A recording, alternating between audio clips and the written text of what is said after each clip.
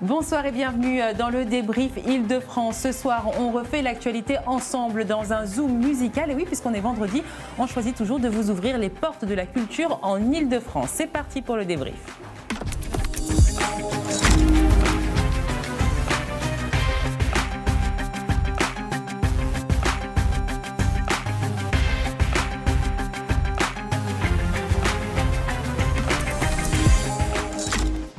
Aujourd'hui, c'est le manche disque de Ludo. Et oui, avec une sélection de nouveautés musicales en cette veille de week-end, on vous propose de commencer avec celle qui crée l'événement avec son tout premier album, c'est Santa. Bonjour, félicité. Ça va ? Ça va très bien, oui. Je suis ravie d'être avec toi. Mais moi aussi. Alors Santa, ça te dit quelque chose ? Écoute, je vais pas te mentir, non pas vraiment, mais peut-être que quand on va écouter... Parce que j'avais prévu un lancement qui disait, à moins d'être hibernatus ou d'avoir vécu dans un igloo, difficile d'avoir échappé au tube de Santa qu'on va écouter. Allez viens, je t'emmène loin.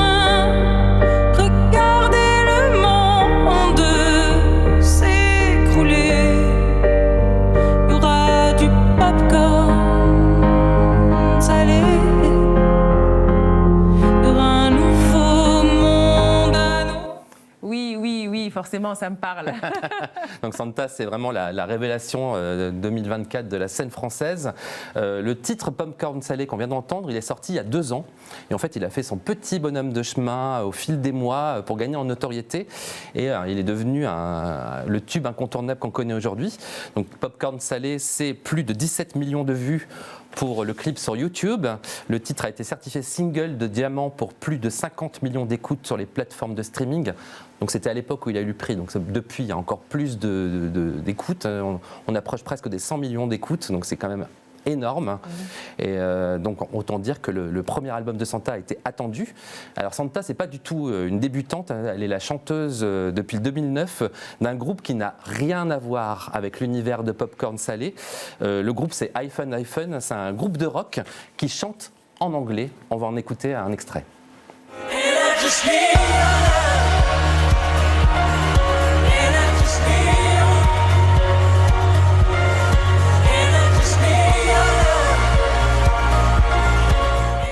Alors le premier album de Santa, le voici, il s'appelle Recommence-moi, il est sorti il y a quelques jours. C'est un album dans lequel on retrouve l'univers de Popcorn Salé avec des titres très intimistes, personnels, mais aussi des titres plus rythmés comme le nouveau single qui a des petits accents de Céline Dion, tu vas voir. Ça s'appelle Recommence-moi comme l'album, justement, on va en écouter un extrait.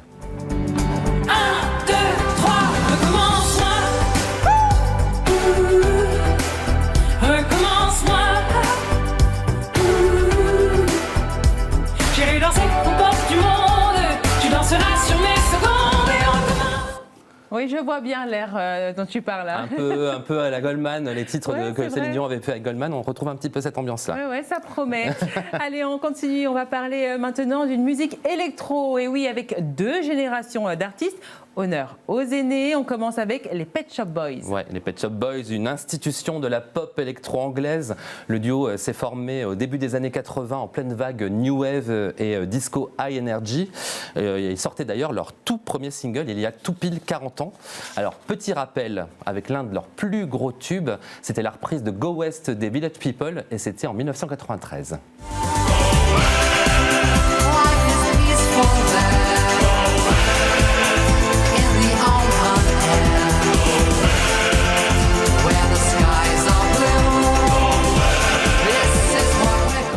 Ça ne nous rajeunit pas. N'est-ce pas ? Alors, ils sont de retour avec un 15e album, les Pet Shop Boys, qui s'appelle Nonetheless, un album électro mélancolique dans le plus pur style Pet Shop Boys, qui ont toujours eu le talent de parler de sujets sérieux, graves, voire politiques, avec beaucoup de légèreté. Alors, à noter que sur les versions CD et digitales, on retrouve en bonus 4 de leurs plus gros hits dans des nouvelles versions. C'est pas ce qu'ils ont fait de mieux. Je préfère les versions, personnellement, les versions originales des années 80-90, mais bon, ils ont voulu redonner un petit coup de jeune à leurs anciens titres. Mais là, on va écouter un titre inédit qui est extrait de ce nouvel album qui s'appelle Dancing Star.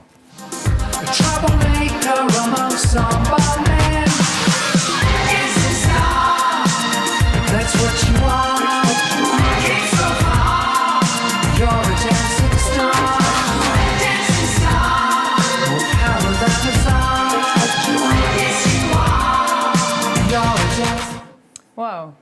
ans, pour des hommes de plus de 70 ans, je trouve que ça envoie quand même. C'est pas mal. C'est pas mal, oui.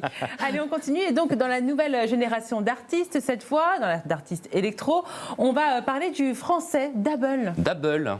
Le voici, Dabble. Non, ce n'est pas Jonathan Cohen qui s'est déguisé pour un de ses rôles barrés. On pourrait croire. C'est bien le français David Saïd alias Dabble. Donc vous pouvez le voir, un look très années 80. Pour une musique qui l'est tout autant. Ça leur beaucoup du côté du disco et de la funk de ces années-là. Alors la pochette de son premier album que je viens de vous montrer là, elle fait vachement penser à l'album Thriller de Michael Jackson, même typo, etc. Voilà. Et c'est pas innocent parce qu'en fait, l'album a été enregistré sur la console de Michael Jackson, celle sur laquelle a été enregistré Thriller, justement, ce qui donne un son vintage très particulier. Donc Dabble, c'est un de ces Français qui s'exporte un peu partout à l'étranger, comme beaucoup de nos artistes électro. Il sera notamment tout l'été en tournée aux États-Unis et il faudra attendre le début de l'année prochaine pour le voir sur une scène parisienne. Ce sera à la Philharmonie le 22 février 2025 dans le cadre d'une expo de la Philharmonie qui s'appellera Disco I'm Coming Out. Et en attendant, on va écouter un extrait de cet album à découvrir qui s'appelle Body Hit.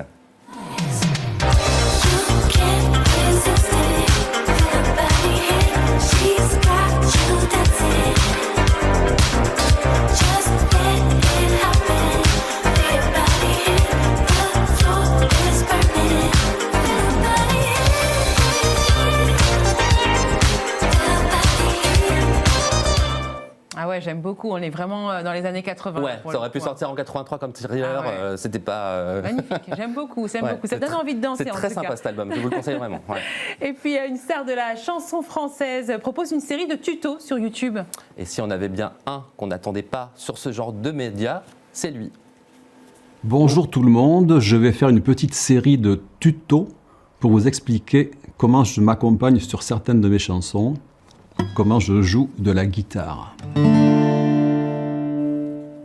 Ah oui, je dois avouer qu'on ne l'attendait pas. Pas du tout. Francis Cabrel a fait son apparition sur YouTube il y a quelques jours. C'est vrai que c'est étonnant de la part d'un artiste qui a longtemps été absent des plateformes de streaming notamment. Donc il était a priori un petit peu allergique ou pas trop pour ce genre de nouveaux médias. Donc apparemment il a changé d'avis. Donc pour l'instant il y a 2 vidéos qui sont disponibles. Il y en aura 5 en total. Donc il y décortique ses plus grands titres pour apprendre. Enfin alors je pense qu'il faut avoir un petit peu de base de guitare quand même pour regarder les tutos. Mais bon, ça peut être un début en tout cas. Oui, ça marche bien les tutos musicaux. Oui.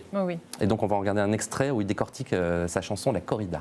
Depuis le temps que je patiente dans cette chambre noire, j'entends qu'on s'amuse et qu'on chante au bout du couloir. Là, il y a un si bémol que je fais résonner au maximum, c'est-à-dire toujours pareil, basse de fa, mais...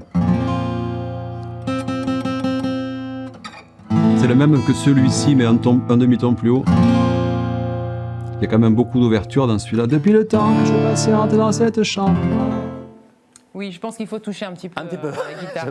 Je ne me lancerai pas là-dessus. Je vais rester sur le piano, en tout cas, pour le coup. C'est déjà pas mal. Et maintenant, on va parler d'un artiste que j'aime beaucoup, qui s'appelle Joey Starr, dont j'ai été fan très longtemps, sache-le. Et oui, il a choisi de rejoindre Vilain Cœur dans un duo. Inattendu, parce que Vilain Cœur, c'est un univers qui, a priori, qui ne correspond pas vraiment à celui de Joey Starr. Donc Vilain Cœur, c'est un duo originaire de Lyon, composé de Sophie et Chris, qui dit bousculer les clichés, parce que c'est la fille qui compose et arrange, et c'est le garçon qui chante et qui écrit les textes.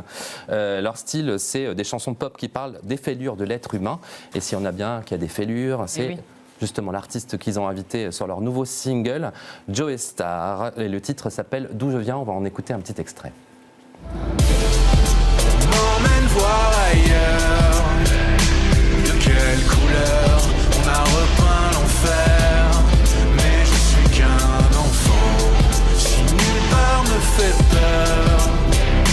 Dans vos printemps, moi j'espère. Je voudrais revoir mon frère. Je voudrais revoir mon frère. Je voudrais revoir mon frère. Je voudrais revoir mon frère. Je voudrais revoir mon frère. Je voudrais revoir mon frère. Mon frère.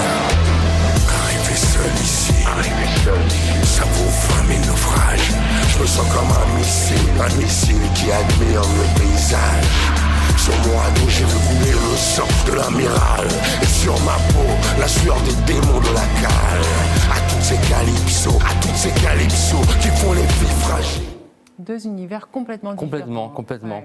Et Joey Starr, on le voit davantage comme comédien depuis quelques années, moins dans la musique. Il est d'ailleurs en ce moment à l'affiche d'une série sur TF1 qui s'appelle Le Remplaçant. Oui. Alors Joey Starr, il nous a expliqué un petit peu comment est né ce featuring avec le groupe Vilain Cœur. Vilain Cœur, Joey Starr. Eh bien écoute, je figure dans le clip de Vilain Cœur dans lequel j'ai posé un couplet. Voilà, j'ai fait une participation qu'ils ont écrite.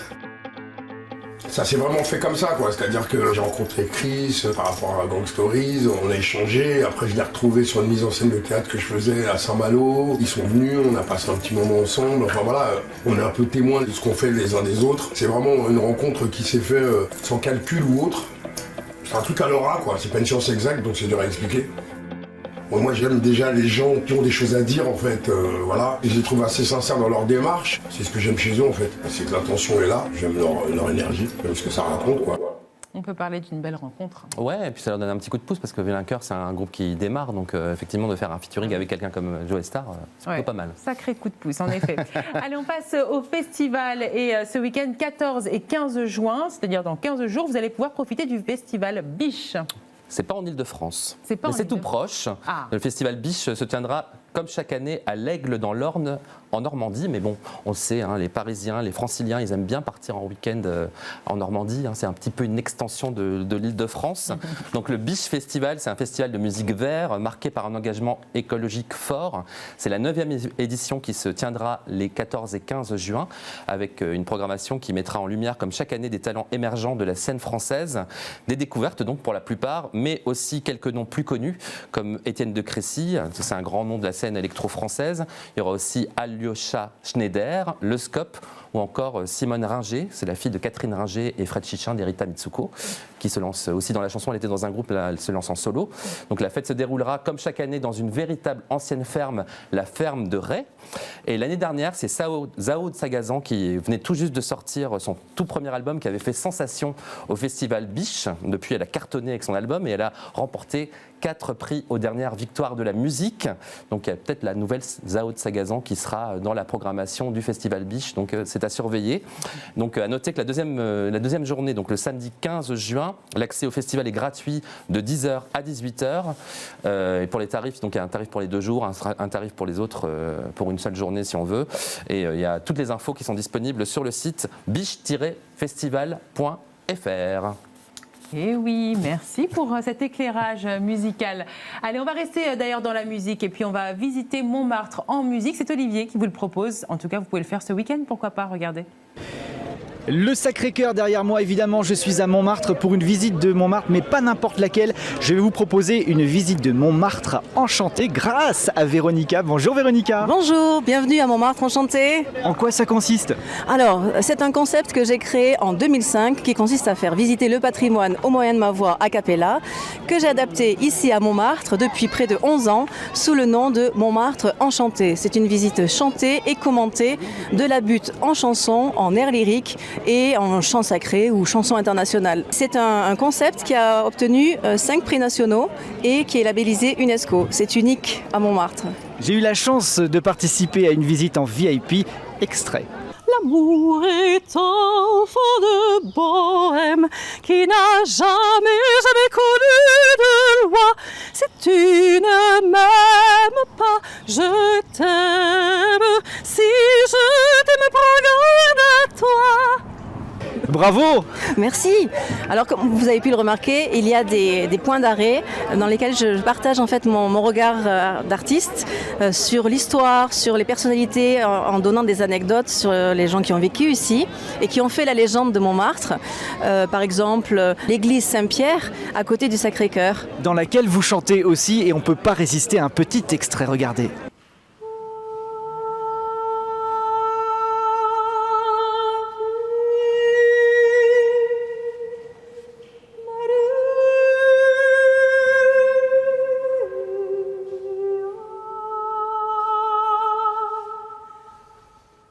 Et là, tout le monde s'arrête dans l'église pour vous écouter. C'est absolument splendide. Merci beaucoup, bravo. Merci, mais c'est un temps de prière aussi. En fait, je m'adapte, je donne à chaque chanson, chaque air, l'esprit qui va avec. Donc, un Ave Maria, on prie. Là, nous étions dans un groupe de 2 personnes. Ça peut aller jusqu'à 50 personnes. Oui, Montmartre, 50 personnes maximum. Mais dans d'autres villes où c'est beaucoup plus grand, il y a plus d'espace, ça va jusqu'à 200 personnes. J'ai demandé l'avis aux VIP qui vous ont suivi. Écoutez. Vous avez été les auditeurs privilégiés de Véronica. Qu'est-ce que vous en avez pensé ? C'est un enchantement. C'est de mettre tous ces monuments en vibration et toute cette histoire aussi de Montmartre qui est tout à fait particulière, avec des touches de chants, de chansons, de tous les styles. C'est extraordinaire. Vraiment, c'est une vibration. Alors, satisfaite ? Oui, plus que satisfaite. Je pourrais même dire que c'est une autre manière de redécouvrir Montmartre. Je trouve ce principe très innovant, d'abord culturellement aussi, très porteur. Et puis avec la chance de rencontrer cette dame qui nous fait participer et vibrer en même temps, je pense qu'elle ressent énormément Montmartre et ces chansons nous transportent. Ça fait plaisir des commentaires comme ça. Ça touche, évidemment, oui. C'est émouvant même, voilà. Comment faire pour réserver et venir assister à cette visite enchantée ? VéronicaAntonelli.com. C'est tout simple et c'est ouvert toute l'année. Toute l'année, parce que toutes les saisons sont belles. Et même ceux qui sont climato-dépendants, vous allez aimer la pluie. Venez. Et il pleut pas souvent en même temps. En plus, c'est rare la pluie. C'est très très rare. Vraiment. On se quitte avec vous en chanson quand même. Merci beaucoup Véronica. Merci beaucoup. À bientôt. Au revoir. Quand nous chanterons le temps des cerises, des guerres rossignols, et merle mon cœur seront tous en fête. Et puis l'intelligence artificielle, Ludo, fait partie de nos vies de plus en plus. Si vous aussi, vous êtes curieux de savoir jusqu'où ça peut aller, je vous invite à aller voir Artificial Dreams. C'est le musée de l'IA. Attention, il fermera ses portes le 8 juin. C'est la dernière semaine pour aller justement le visiter. Regardez. L'intelligence artificielle peut-elle se mettre au service de l'art ? Le Grand Palais éphémère accueille jusqu'au 8 juin prochain Artificial Dreams, qui nous embarque dans un parcours immersif.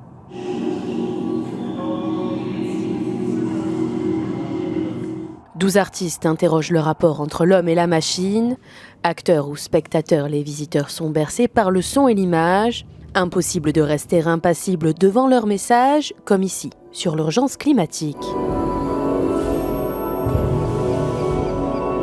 Les Parisiens du collectif Visual System signent cette œuvre lumineuse dont la chorégraphie est auto-générée par un algorithme. Et Léon, c'est cette petite boîte de lumière au fond. La seule palpable au sein de l'exposition. Là, on a vraiment recréé la télévision, on a recréé l'écran. Et si on s'approche très près, on va découvrir une multitude de petites cases. On lui a donné des règles, on lui a abreuvé d'images, de couleurs, de palettes de couleurs, de mouvements. Et donc du coup, ils sont réinterprétés et maintenant on a des millions de possibilités. La machine a pris le dessus et son langage est propre. Avec la nuit des musées et la nuit blanche, Paris offre une place centrale à la culture. Plus que de l'art, Artificial Dreams questionne l'intelligence artificielle dans notre société. On a essayé dans l'exposition de transmettre finalement le sentiment général de cette arrivée de l'intelligence artificielle, qui est à la fois fascinante mais aussi inquiétante parce qu'elle pose beaucoup de questions. Ne pas avoir peur et se laisser porter par les algorithmes, comme avec cette machine des Allemands Mott qui génère des photos de vous en fonction de la personnalité analysée. La machine nous parle, il va y avoir la création de ces grands portraits de vous-même. Ici c'est moi qui est projeté dans un univers complètement délirant. Effectivement, ils m'ont changé ma coupe de cheveux, ça a été une réinterprétation assez libre. Et vous, êtes-vous prêt pour le grand saut dans un monde nouveau ?